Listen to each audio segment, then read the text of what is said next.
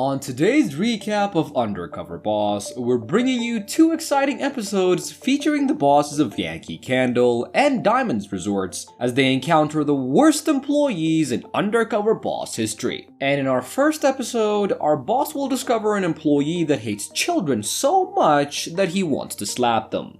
A lot of the times, they'll come up, a little kid, they'll just kind of want to make a mess, do whatever. Yep. That's a pain. We first start with the president and CEO of Yankee Candle, Harlan Kent. I'm Harlan Kent, president and CEO of Yankee Candle. Headquartered in Massachusetts, Yankee Candle sells over 200 million candles a year and has an annual revenue of $700 million and employs about 6,000 people. Yankee Candle also happens to be the largest candy manufacturer in the world. The company was founded in 1969 by a guy named Mike.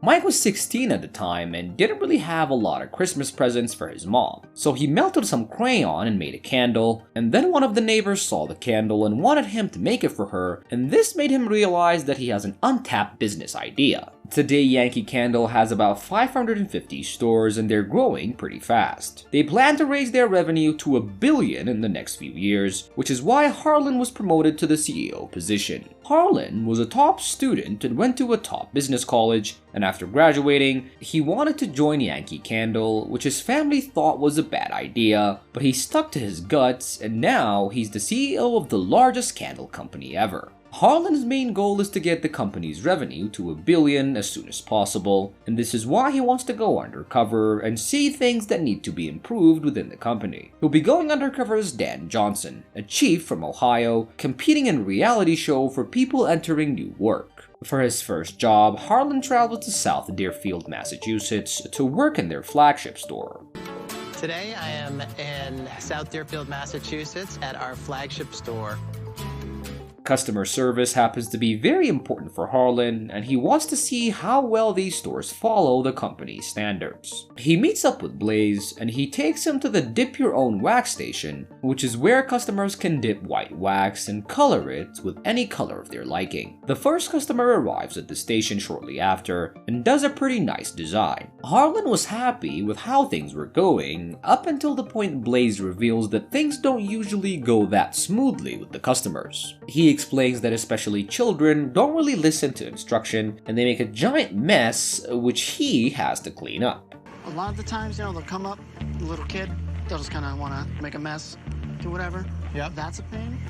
He then demonstrates what kids usually do and accidentally reveals that he is taught about slapping the kids when they make a mess. Harlan is taken aback by what he had just heard, but they both try to laugh it off. But then Blaze keeps talking and reveals that he has a short temper and says that if he didn't fear getting fired, he might actually get into a fight with a customer. Harlan's shocked by this revelation, but he keeps his cool and continues to do his job. He's then taken to the station where they make candle wax, and he shows them how to properly make a hand-shaped candle. The process was a little complicated, but Harlan takes the station and manages to do pretty well. He actually does so well that it makes Blaze suspicious, as no new employee should be that good off the cuff. And he starts getting suspicious about Harlan's true identity. Blaze then starts going around and asking the other employees if Harlan seemed familiar, and he asks them if they think he's the boss. Harlan notices all the commotion going on and figures out that his cover might be blown, so he asks to talk to Blaze in private to reveal his true identity. Might not be a chef who's come here from Cincinnati. Is that pretty much? Is that kind of where it was going? Yeah.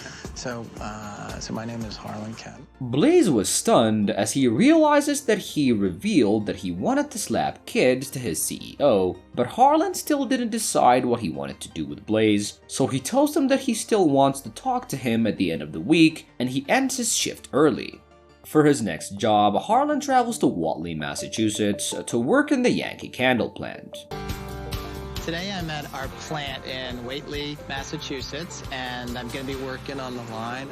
The factories are the backbone of the business, and any efficiency issue that might happen here will affect every store, so Harlan wants to make sure that things are going smoothly. He meets up with Jose and he shows him his first task, which is packing the finalized candles. Jose is very meticulous with his work and wants everything to be done perfectly, and he tells Harlan to only pick out the perfectly made candles and to return the other ones to be remade. Harlan is also a perfectionist, and he's very happy to see that Jose is also like him. Jose was all over quality right from the get-go. Everything was about quality. That's the last thing we need is customers to get hurt.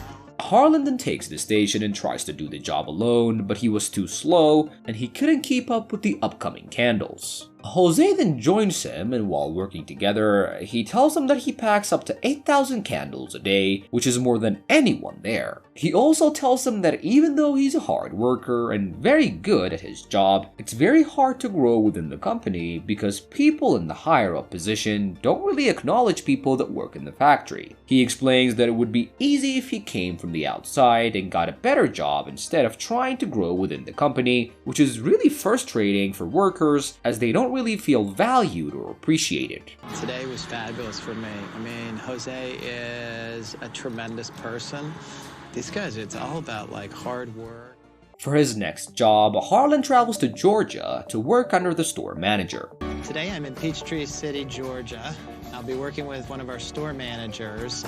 He meets up with Megan and they start the day by cleaning up the store before opening to customers. Harlan hasn't done this kind of job before for a long time, so he struggles a bit, especially once he gets to the bathroom. He does manage to clean the toilets and does a good job overall. Once the store opens, Harlan shadows Megan and sees how she interacts with customers. Megan is really good at her job and very attentive to customers, which Harlan appreciates. After finishing work at the store, they go outside to garner new customers by giving free coupons and promoting the stores. For his last job, Harlan travels to Center Valley, Pennsylvania to work as an assistant manager. Today I'm going to be working as a second assistant sales manager in Center Valley, Pennsylvania. He meets up with Dan and they get right into the job, and corporate has just sent new display designs, so Dan shows him the manual and gives Harlan 30 minutes to build. Harlan is not a great builder and struggles to follow the instructions, but he realizes the main issue he was facing is that there were limited materials to build the new display. Dan explains that design products are not always sent on time, which means that the designs will not be built properly and they won't look as good. They next move on to sales, and Dan shows him how to interact with customers and make a sale. And Dan was quite unorthodox with his sales method, but it works for him as both customers and Harlan like his personality. You're doing it. It's a little quirky, but he's got a heart of gold. On their break, Dan reveals that his father passed away recently, so he now financially takes care of his family at a young age. After going through all of these experiences, Harlan's time finally comes to an end, and he invites his employees to reveal his true identity. So guys, if you're loving this episode, just wait for the next boss, who finds out that his management were very incompetent and he's forced to reveal his true identity. Now, back to the episode. So first in was Blaze, and Harlan had a very disappointing time with him, and he tells him that his attitude was not acceptable. Blaze then reveals that he doesn't have a good home life, which is why he gets easily frustrated at work. He apologizes for his behavior, and since Harlan sees a potential in him, he offers to mentor him and find him the right path for his future. What jobs I can do that'll make me, excited to go to work, rather than waking up and saying, oh no, I have to go to Yankee Candle today. Next in was Jose, and Harlan commends him for being quality focused and offers him a promotion to become a team leader. He then gives him $5,000 to spend on himself and another $10,000 to go fund his small business. Thank you. Thanks for everything. Thank you. Life for me is definitely going to be different after today, hopefully I can help people the same way. Next in was Megan, and he tells her that she was a great manager and reveals to her that her store will be fully renovated by the company. He then gives her $20,000 for her expenses and also offers her a fully paid family vacation. I hear about treatments all the time, but I know that I can't afford them. It's wonderful. I don't know what else to say. Last in was Dan, and he tells him that he was impressed with him and gives him $50,000 to help out with his family expenses, and then gives him an additional $10,000 to pay for college. You know, there's nothing more I want than for my dad to see me right now. So, I know that he was proud of me at least.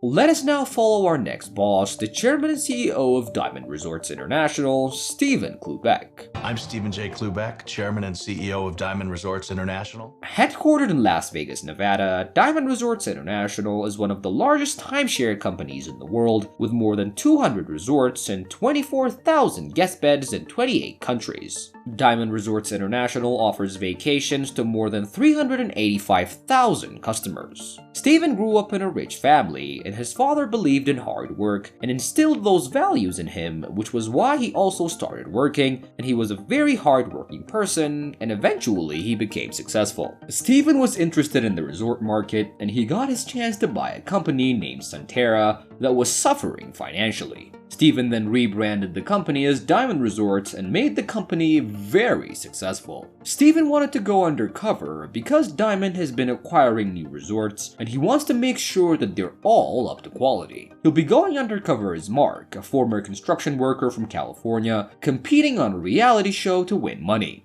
For his first job, he travels to Byron Head, Utah, and he'll be going undercover as a guest so he can see how customers are treated. He takes a standard room and starts inspecting it, and it didn't really take him long to find multiple issues like a non-functioning AC. He then calls housekeeping, and RK comes to his room. Stephen shows him the issues, and RK tells him that they'll try to fix the issues as soon as possible. But then, RK reveals that management were very slow to respond to issues like this, and says that he wouldn't pay that much money to stay in a place like that. Stephen is upset with what he learned, and when RK returns with the materials, he reveals his true identity to him.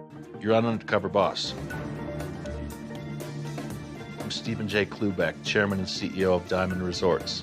I own this. He thanks RK for being honest with him and tells him that he'll be fixing the issues. He then tells him that he's a great worker, and as a reward, he offers to pay for his college, and after asking about his family, he gives him $25,000 so he can raise his daughter. Now that I can be a dad, a huge weight is lifted off my shoulder. I'm so grateful, and yes, my prayers have been answered.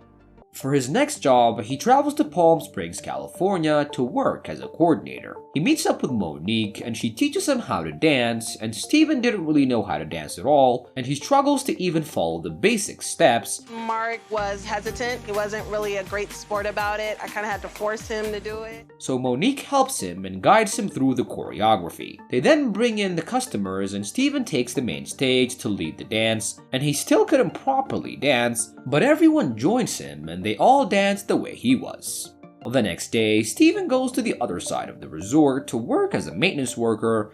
So today I'm going to be doing maintenance so I can really see what kind of shape this resort's in.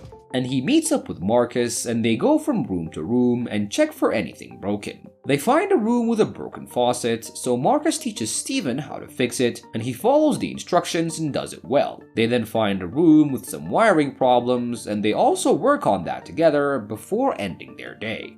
For his last job, Stephen travels to Los Cabos, Mexico to work in the Cabo Azul Resort. He first meets up with the spa attendant Veronica, and she takes him to the hair washroom and teaches him how to wash and dry women's hair. Stephen then tries to do the job and does okay at washing hair, but he struggles to comb the customer's hair and properly use the blow dryer. Am I burning you? Mark is not good for her. Mark is not gentle with the hair and with the people. So Veronica jumps in and helps him out. After finishing his shift at the spa, he decides to work in the front desk, so he joins Stephanie and Carolina at their desk. He then watches them as they work and see that they're not following the company's standard, and they reveal to him that the management has told them to do it that way, and Stephen was quite annoyed that management again is not following his standards, but things get worse when he sees that Stephanie and Carolina don't even know their resort's special offers. Stephen then decides to reveal himself, and when he sees a customer is not getting their best deal, he tells the employees that it's not their fault, as they clearly have not been trained by management, and promises to fix the issue with management. Okay? I am so disappointed. The other properties aren't up to Diamond standards, but it's understandable because their teams haven't even been told yet. And finally, after his last encounter, Steven's undercover time comes to an end, and he invites his employees to reveal his true identity. First in was Monique, and he tells her that she was a great dance teacher and offers to pay for her school and also her rent for the next 2 years. Can't even explain what it feels like, or there's really no words. I'm speechless. Next in was Marcus, and he tells him that he was very impressed with him and tells him that he wants to invest in him and gives him $100,000 to start his repair business. You feel defeated. Maybe it is true. Maybe dreams do come true. Last in was Veronica, and he tells her that she was a great employee and he gives her a new car and then also gives her 1.4 million pesos so she can buy a new home. We can buy a house. This money gonna be change my life right now. Right now. And with that, this episode of Undercover Boss comes to an end.